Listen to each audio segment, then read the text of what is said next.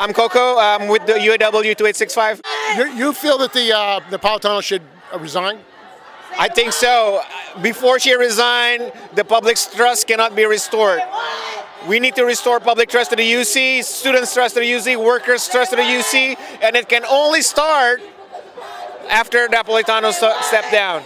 What did you feel when you found out that there was a $175 million slush fund that was hidden from the public and the students? Just like everybody feels. Everybody feels the same way about it, right? And also that the way that she's strong-armed, she's trying to obstruct audit, that's Trump-level obstruction. That's Trumpism right here inside UC Office of the President. So she has to go. Okay, she has to go, and then Donald Trump has to go. But first, Janet. You think she should be investigated and prosecuted for lying and covering up, manipulating the audit? Yes, and it will start with her resignation, okay? So she should stop obstructing justice, stop obstructing audit, have some shame, have the decency to step out. And what do you think about Gavin Newsom and Regent Blum supporting her and saying that you should give her the benefit of the doubt? That's bullshit. No, I'm seriously, that's bullshit. She is obstructing audit. She's obstructing audit. That's the smoking gun. That's Trump level. That's Nixon stuff. That's Nixon shit, all right? There isn't a budget crisis in the UC. Okay, there isn't a budget crisis. We know that. There's a leadership crisis. There's an accountability crisis. Janet Napalitano is part of the problem. So for the solution, to solve the problem first, she has to go. Well, I'm not involved in the contract negotiations, so I can't speak to that, although I am an alternate bargainer. I do know that we are completely against the outsourcing of any jobs at UC. Are they doing that to save money, to make the university more profitable? They're supposedly saving money, but they're not really, because the $30 million that they save could basically go up in smoke with any major lawsuit as a result of any privacy breach that these outsourced companies in India would violate very easily, by the way, and actually there were several privacy breaches and major network problems based on somebody from India that just clicked on the wrong thing.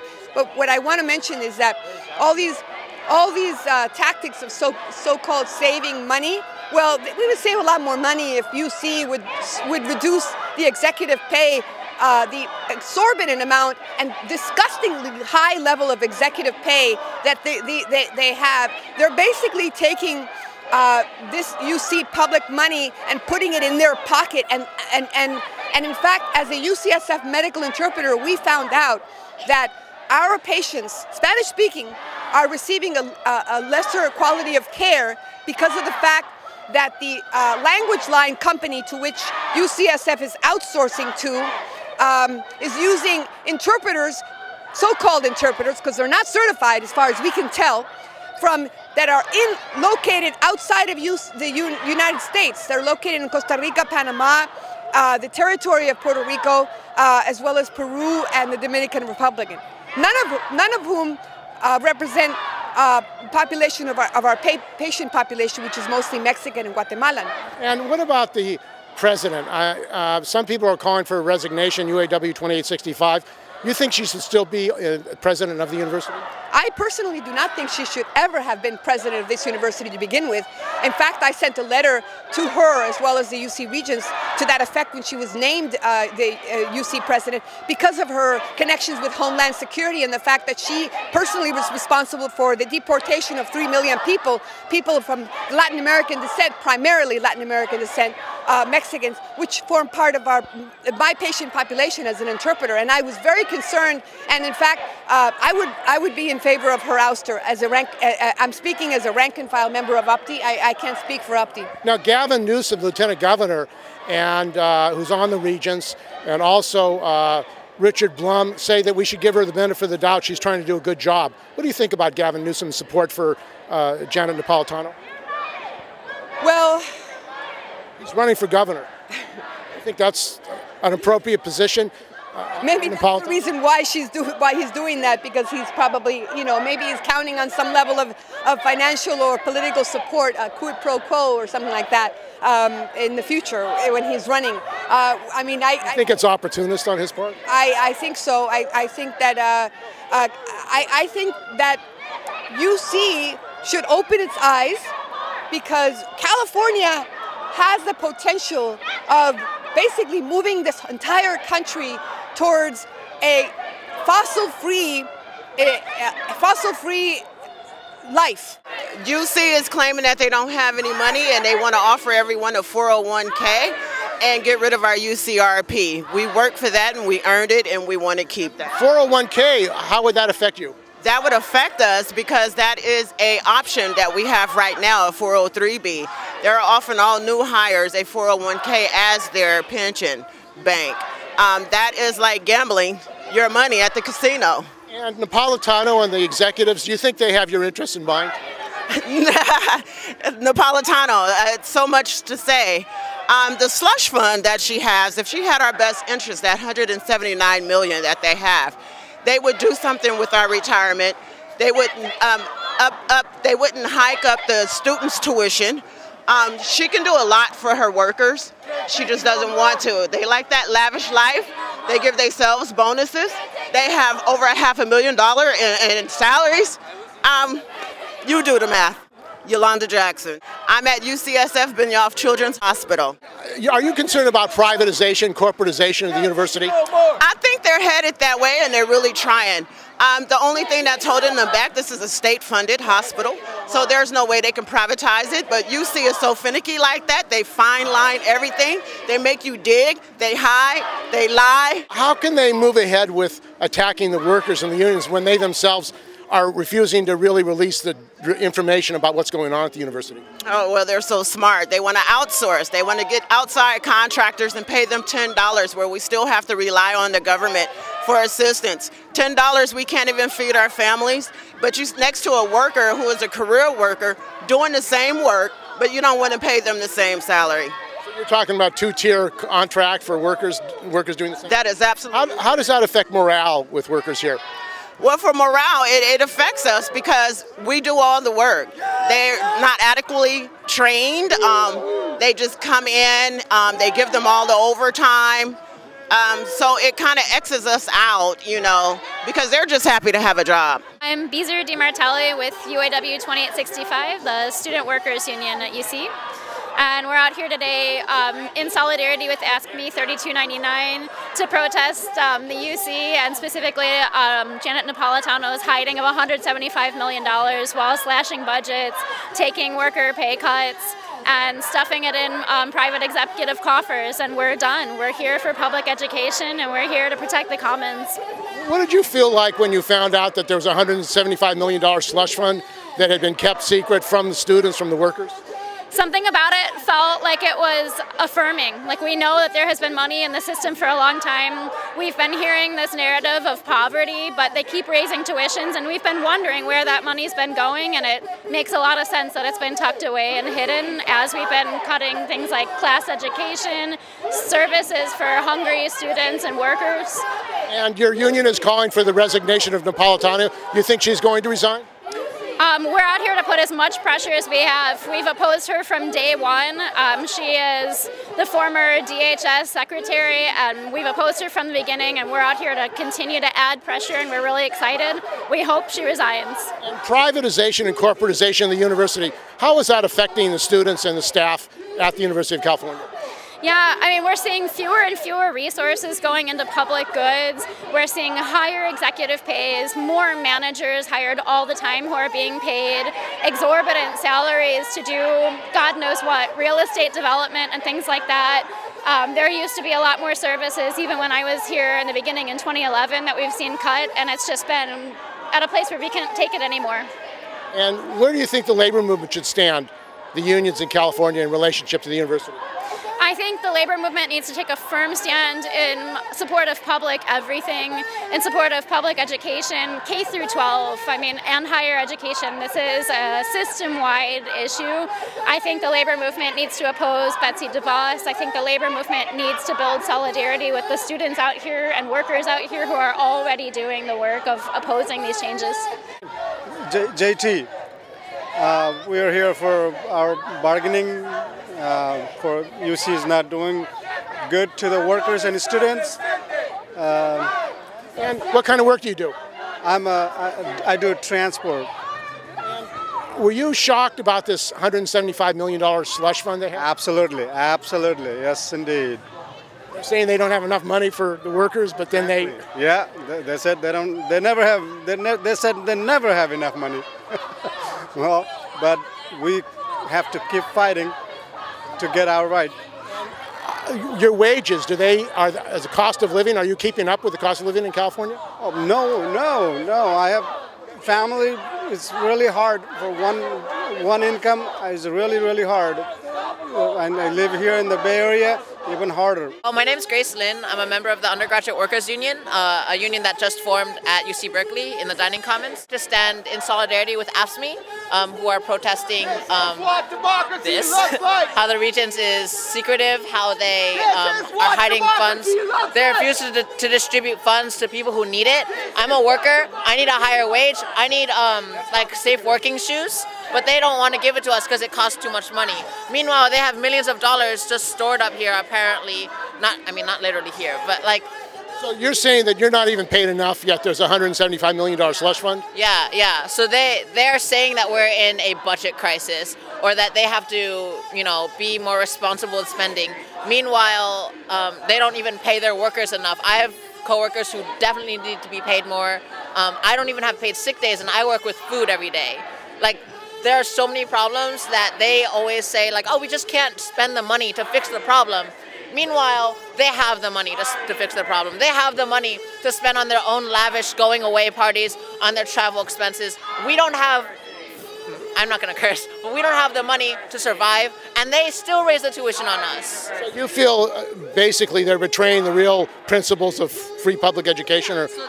And of course the president, they'll say like, oh, we uphold academic excellence. Meanwhile, they budget, at UC Berkeley, they've been cutting the budget of a lot of language departments, for example, and humanities. And is corporatization, privatization in the university? Yeah, for sure. They say that it's privatization, and some people will justify it because the politicians in Sacramento aren't giving the UC enough money. I think it's a problem on every point. So like, the politicians aren't investing in our public education, they aren't investing in the next generation, and also the UC Regents, they aren't sticking to the values of public education. They aren't building affordable housing, they aren't paying their workers enough, they aren't staying true to the idea that public education should be accessible and affordable, because it's not. It costs tens of thousands of dollars to just get ahead in life. Well, you have Richard Blum, who's a billionaire. You have multi-millionaires on the Regents. Do you think they're really interested in the concerns of the students and the workers? Of course not. That's why we have to do this. Like, this is the first step. Marching around in a circle outside, that's the first step. Going inside to just voice our concerns in the public comment, like that's the first step. Claudia Russo. I'm here because I am a worker at the university. I work in the blood bank over 10 years. I'm involved directly with patient care. And I have seen over the years how the administration of Napolitano and the big UC Regents have cut back the budget significantly, and it's impacted patient care, how we treat our patients. Also, they have outsourced a lot of our workers. So we have workers that make $14 an hour versus career workers. It forces us to train the workers that are being paid less. And it puts a lot of our workers in poverty. Also, I'm here because of our patients. We have a lot of safety patient issues that are happening. We are overworked. We have to train other workers, and the university does not care. They keep cutting the budget.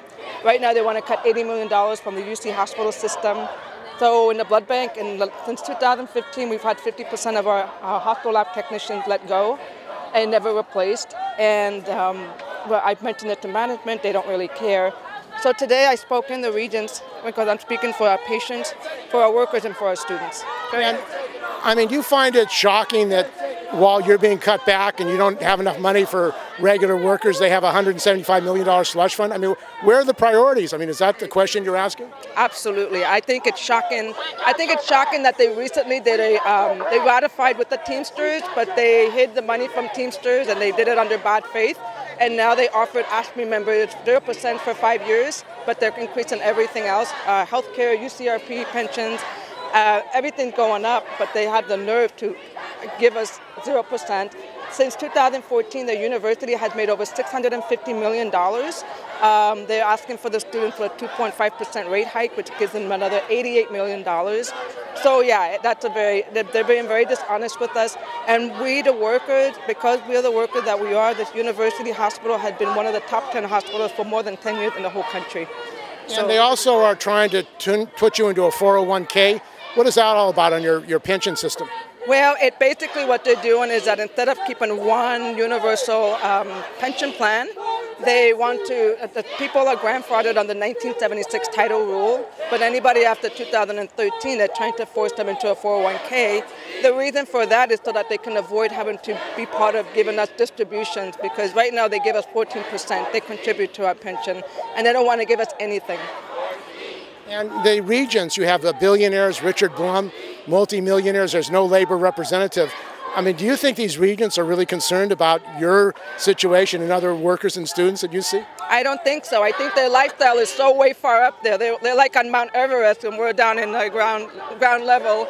So no, I don't think they care of us basically, but I think it was important for us to be present here today and for them to listen to the workers, the students, AFSCME members, to let them know what is at stake, and that now we know that they're hiding money and they're not playing good faith with us. Do you think that you have confidence that President Napolitano should stay in that position, that she give her the benefit of the doubt? No, I don't. I think she's proven that she's not honest, and I think even now that she's been caught, she's never apologized, and she has never. I think she feels bad that she got caught. So we're here today because we're concerned, I should say that we're angry about the UC Auditor's report on the UC Office of the President.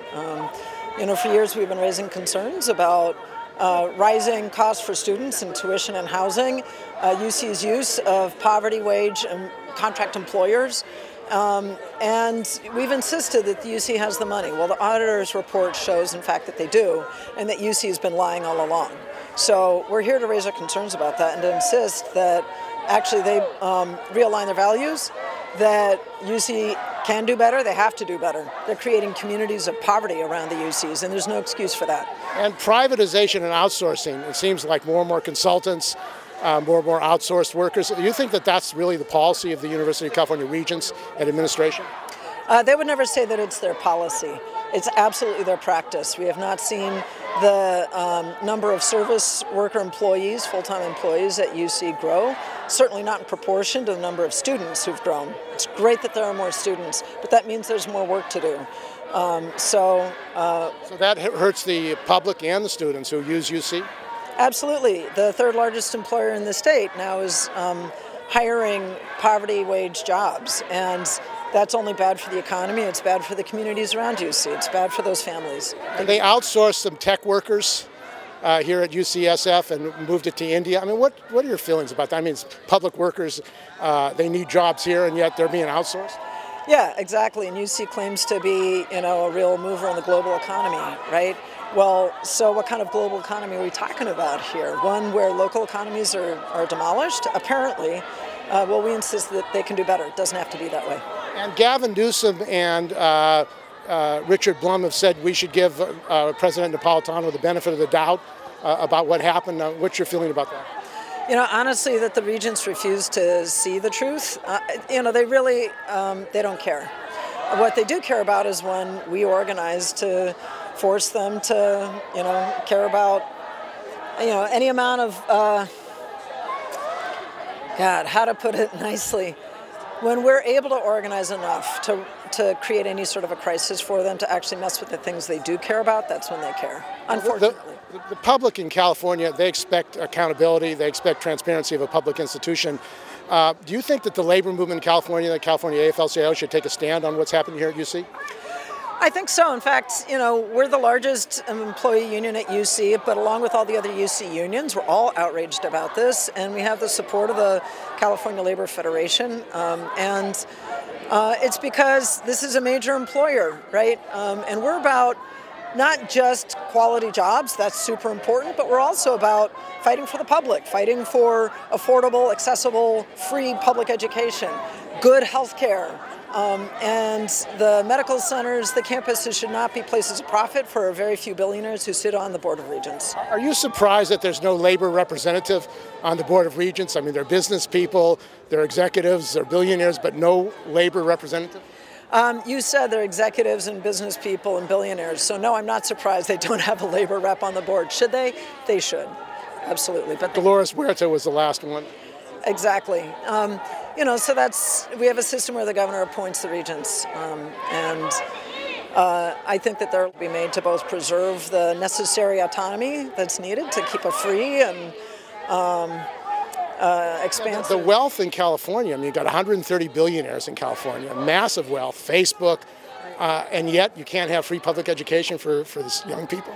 Right, and I think actually what happens at the UC is symptomatic of what we're seeing actually everywhere. We're seeing a housing crisis. Students are, you know, paying an exorbitant amount to try to get by while they're students, but that's actually applying to everybody around California unless you're a millionaire. So, you know, our place here is that we can fight at UC. We've got to raise the fights where we can. And UC, I'm a UC employee. I know that UC can do better and can help make things better so that students and workers can afford to live, can afford where they, you know, they can afford rent, they can afford food, but only if UC changes. Starving students at UC, is it true? 4 in 10 can't afford to eat. The chant out here, 7 in 10 workers can't afford to eat. That was a study that came out about clerical workers, actually, late last year. A damning study, honestly. It's inexcusable.